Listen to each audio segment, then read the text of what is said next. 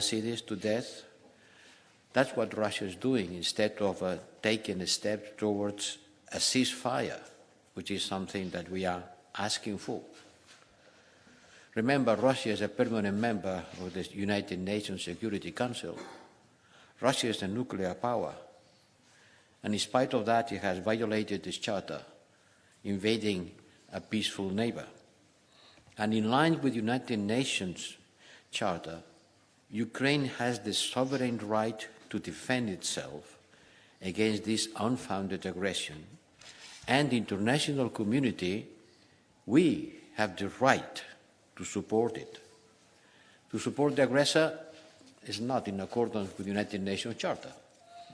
To support the aggressed, it is perfectly legitimate.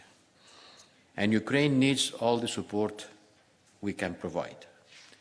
Starting with weapons and ammunition, they need them more than ever. And we are looking for the ways to accelerate the deliveries from member states and to Ukraine. For that, we have a tool, the European Peace Facility, which has been working since the beginning, since day one. And altogether, member states and the European institutions has provided more than 12 billion worth of weapons and related supplies to Ukraine. We have been launching a great training program that will train about 30,000 Ukrainian soldiers by the end of the year. But it's still not enough. We have to accelerate our military support to Ukraine, today especially ammunition, tomorrow with other kind of arms, in order to fulfill all your needs. And I think this meeting will provide us with a better coordination procedures in order to continue doing that in a united and efficient manner. Thank you. Okay, we'll start with Interfax Ukraine, lady at the back there. Yes. Thank you, Anna. Ukrainian news agency Interfax Ukraine, Irina Sommer. Secretary General, what is your assessment of today's Putin threat? How serious they are? If you allow, I will quote, the more long-range weapons the West gives Kyiv, the further Russia will be forced to push that threat away from itself. High Representative, question for you about speeding up a process to deliver to Ukraine. You said yesterday that decision will be taken by Minister of Defense next week, but Ukraine needs ammunition today. Can we expect that a process, I mean decision-taking process, will be speed up? And Minister Kuleba, do you have any information regarding what Chinese peace plan is about? Any details? What can we expect from it? Do you see possibilities that China, from being partner with Russia right now, will become an ally in this war? What kind of consequences it can lead to Ukrainian? Thank you.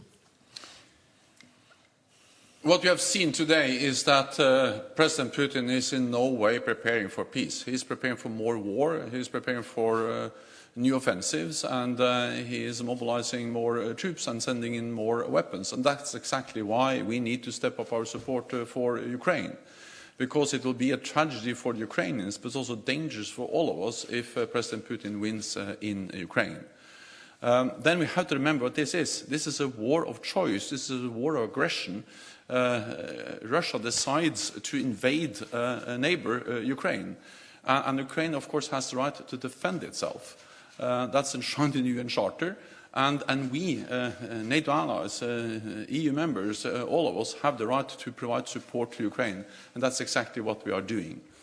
Then, of course, NATO allies, we are providing support to Ukraine, unprecedented support. We step up and deliver more heavier, more advanced weapons, and we have constant consultations with Ukraine on different types of weapons, but also on how to ensure that all the systems, all the weapons which are already there, work as they should.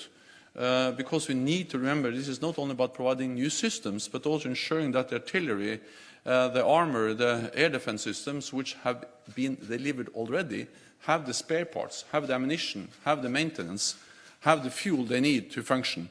And therefore, this is really a battle of logistics, and that's the reason why I also welcome the meeting today, where we focus on how can we ensure that we provide all the supplies and all the support Ukraine needs to defend itself. Then, of course, NATO also has another task, and that is to prevent this war from escalating beyond Ukraine. And that's the reason why we, on the morning of the invasion, activated our defense plans and added thousands of more troops to our presence in the eastern part of the alliance, backed by significant air and naval power, to send a very clear message to Moscow that NATO is there to protect every inch of NATO territory. If one ally is attacked, it will be regarded as an attack on the whole alliance. So we will continue to support Ukraine for as long as it takes, and we will continue to provide credible deterrence and defense for all NATO territory. Thank you. Well, yesterday we had a Foreign Affairs Council meeting, and we will have defense ministers in some days. It's the beginning of March, it's tomorrow. And after a jumbo meeting putting together defense and foreign affairs ministers. But defense is an issue of the ministers of defense. Defense remains a competence inside the European Union of the member states, and it's up to the defense ministers to take decisions. But we have to prepare these decisions, and we have to act with a sense of urgency. After listening to my colleagues, foreign affairs ministers, yesterday, immediately after, yesterday night, I sent a letter to all defense ministers that we'll be receiving today, asking them to provide ammunition to Ukraine from their stockpiles and from the contracts that they have already passed with the industry, giving Ukraine priority, because the time parameters of what is happening and what we have to do is measured on weeks, not on months. So first thing to do is to use what we have. Second, to have more. And to have more, we have to procure to the industry. Member states have already done, many of them alone. Doing that together is better. And third, we have to increase the industry capacity, because today the rhythm of using ammunitions is greater than the rhythm of production. So, you know, even if the water goes quicker than it comes in, at the end, it's empty. So we have to increase the three things: procurement methods, industrial capacity, and mobilizing quickly the resources that we already have. This is the purpose of this strategic coordination that takes place, don't forget it, in the framework of a demolishing by Russia of the security system. And today there is a lot of proof of that. Secretary General mentioned Russia's announcement of suspending the START treaty is another proof that what Russia is doing is demolishing the security system that was built after the end of the Cold War. So we have to work on the short term, providing ammunition quickly. It's a matter of weeks, and we have to start thinking about which will be the future security system. But for the time being, let's concentrate on the most urgent issues. Yes, we had a meeting with the Chinese top diplomat, our former colleague, Foreign Minister, Mr. Wang Yi. He shared with me key elements of the Chinese peace plan. We are looking forward to receiving the text, because this is not something that you can make your conclusions on just after hearing what this plan is about. You need to get into every detail. So once we receive the paper, we will thoroughly examine it and come with our own conclusions. As you know, President Zelensky proposed his peace formula consisting of 10 steps, and we believe that it's a comprehensive, concise, and efficient way forward. So for us, peace formula remains, or the invoking peace formula remains a top priority. when it comes to the Chinese position as such, I think there is one element that is common for Ukraine and China, and it's not just an element, it's a cornerstone, which is the principle of territorial integrity. So everything China has been doing and will be doing in the context of the Russian aggression against Ukraine, if we take the political rhetorics aside and look at actions, should be aimed at defending the principle of territorial integrity. Because if any country of the world helps Russia to destroy territorial integrity of Ukraine, then the principle is undermined. And the message is clear. Anyone else can do that in any other specific situation on the global map, Al Jazeera. on the world map. James Bays from Al Jazeera. Secretary General, on New START, can you tell us how worried should we all be? Does it make the world a more dangerous place now? Foreign Minister, you clearly, as we approach the anniversary, have a lot of unity in the Western countries and here in NATO. But what about beyond the Western countries? What about the rest of the world as we approach a General Assembly vote coming up at the end of the week? What's your message to the rest of the world as we approach this first anniversary? And High Representative, with regard to the Secretary General's comments about being increasingly concerned about China, you've said that you've had assurances this weekend at the Munich Security Conference from State Councillor Wang Yi that they're not going to send more weapons. Have you been shown proof by NATO or the US that there really is a problem here? Thank you. More nuclear weapons and less arms control makes the world more dangerous. And that's the reason why in NATO we have worked so hard to engage Russia on issues related to arms control, and why NATO allies have supported the New START. And also why I'm calling on Russia today to reconsider its decision to suspend its participation in the New START agreement. We have to remember that this is one of the last major arms control agreements we have. After Russia started to violate the agreement that banned all the intermediate range weapons, the INF Treaty, that led to the demise of that treaty a few years ago. Now they are suspending the other big nuclear arms control treaty, the New START, which regulates, put limits on the total number of long-range strategic weapons. So this is just another example that we are moving away from the arms control architecture, the international rules-based order we have used decades to build, step by step, an agreement by an agreement. So the combination of Russia violating some of these agreements, leading to the demise of the INF Treaty, and then walking away from the New START, makes the world more dangerous and just highlights the importance of that we stand together, all those countries that believe in the rules-based international order and believes in freedom and democracy.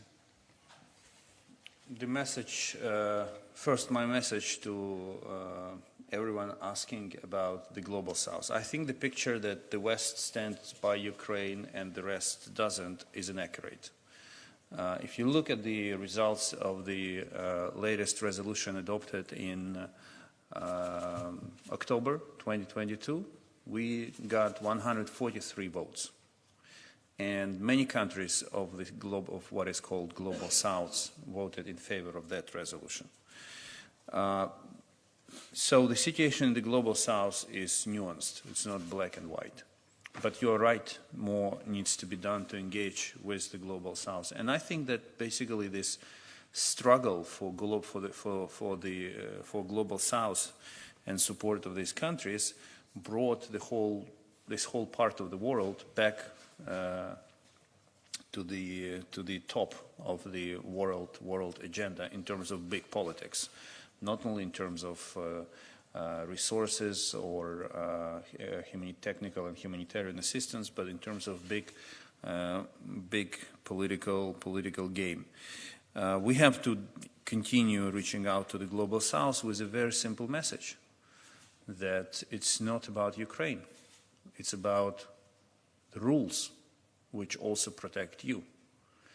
And if we fail to protect these rules in Ukraine, then you will find yourself in danger. And that's definitely not something that you want to face. I think it's very simple, and I think that the more this war lasts, the more understanding there is. Yes, about China. Well, I have to confess that I had a good personal relation with the State Councilor Wang Yi since a long time ago, when I was Minister of Foreign Affairs of Spain, and he was Minister of Foreign Affairs of China. And we had a frank conversation in Munich, and he was very, very much clear. I can't repeat his words, that China doesn't provide arms to countries at war. And they are not providing arms to Russia, and they will not provide arms to Russia. That's what he told me, stressing clearly that this is the principle of the foreign affairs policy of China. And by the way, asking me, why do you show concern for me maybe providing arms to Russia when you are providing arms to Ukraine? And I had to explain the big difference. I had to explain what is at stake for us, Europeans, in the war in Ukraine. So that's what China told me. And nevertheless, we have to remain vigilant, but as far as I know, there is not evidence that China has been doing what they claim not to be doing. Deutsche Welle, NPR. Thank you. But going back to joint procurement issues, Minister Kuleba, the fact that, as Mr. Borrell says, this is the first time you're standing here and you've got a war that's been going on a year, and that you're only now revving up these coordination mechanisms, is this too late for you? Should this have been foreseen? How desperate is the ammunition shortfall right now as everybody's top priority? High Representative Borrell, how fast can you move on the EU side to on this proposal by the Estonians to put $4 billion in a fund and make joint procurement that way, as some people say, like you did with the vaccines, to give industry the security? And Secretary General Stoltenberg, I've spoken again with industry, and they say again the contracts are not coming in. So I know I asked you this last week, but it still seems to be true, and I'm told that there is still this huge gap between what people are putting on paper, what money they're putting on the table, and what is needed. How long would it take now to scale up this ammunition production? Borrell is saying weeks. There's no way, is there? Thanks. Well, when any war begins, the first thing you do, you go into your stocks. And that's what we all did in Ukraine, in NATO, in EU countries. Then, let's be frank, no one expected this war would last so long. And therefore, at a certain moment, the situation was reached when it became apparent that production has to be rolled out. And the first time we started talking about it was actually, I think, last end of summer. And many production lines started to work in order to produce ammunition necessary for not only for Ukraine, but also for replenishing the stockpiles of the allies. But yes, not enough has been done, and this is why we're standing here. This is the statement of fact. And if you ask me on any issue, was enough done, right, to provide you with everything you need? The answer is no. If we had already won the war, and I would be standing here, I would have said the opposite. I would say, yes, we appreciate everything was done because we won the war. As long as this is not the case, it's not enough. I do not undermine efforts and personal leadership of Jens and Josep in resolving tons of issues. And I'm confident it will be years after this press conference, it will be very enlightening to read some memoirs where the role of each personality in resolving one issue or another, like tanks, air defense, and other matters, will be will be revealed. But this is why we're standing here, to speed up everything that is needed. And you touched upon a very important issue, the connection between the producer who is ready to produce and the buyer who is ready to sign a contract. And yes, after speaking with representatives of defense industries, this gap became even more evident. But it doesn't mean that there is no political will on the side of the buyer. There is a lack of procedures and understanding of how it should all work. And this is why we're meeting with defense industries. This is why we're setting up the coordination mechanism to bring everyone together. We are like, in the beginning of the Ford company. We have to build a production line where everything is streamlined, where everything works, to bring back to Europe, to bring the situation back to Europe, where everything works as Swiss watch. That's the purpose. And yes, unfortunately, it requires the involvement of people like us. I wish it could be done at a technical level, but that's not the case. We need to get involved, and we need to get it fixed, and that's what we are doing. Well, look, the time parameters of the production of warfare material in Europe today, it is still not in accordance with the urgency in the front line. It's still not. So it's a matter of speeding up. And it can be done quickly, because the European Peace Facility, which is the instrument that we have been using, has much more flexibility than the European budget. In fact, it's not part of the European budget. It's, if I can say, it's a kind of an intergovernmental club where member states can decide among them to increase the funding available. And they have already decided. Some weeks ago, they decided to top up the initial amount of money of the European Peace Facility with more than 2,000 more billions. So it's a decision that can be taken without any kind of complex procedure involving the European Parliament and changing the European Union budget, because it's not part of the European Union budget. It's an island managed by the member states among them. So it can be done quickly, depending on the political will of all of us, of all of them, member states. And that's what we are trying to do. But to provide the munitions to Ukraine through the European Peace Facility is nothing new.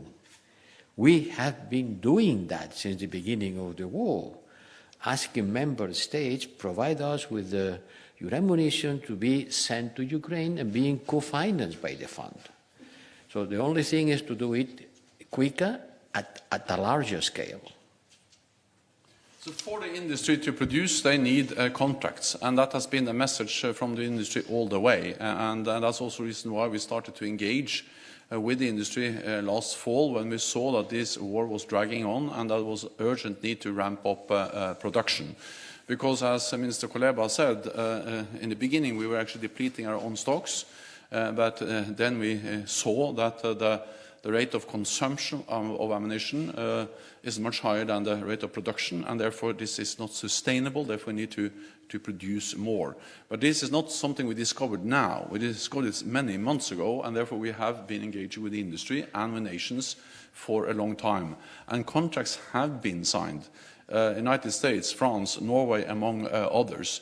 But as Mr. Kuleba said, Dmytro said, we need to speed up, we need to do more, and that's exactly why we are meeting here, to see how can we mobilize even more, how can we speed up production, partly by coordinating, partly by improving the procedures, because big investment projects takes time. There's a lot of bureaucratic work that has to be done to ensure accountability, transparency, and also effective contracts. So that's exactly why we are working as NATO with our own agencies and our own systems and our own armament directors, while we are working with the European Union, and while we also then now work with Ukraine directly, and also in this group of three, and why we have decided to convene our experts to follow up and see what more we can do to ramp up production and in a more in a faster way, and also why NATO has already decided to assist Ukraine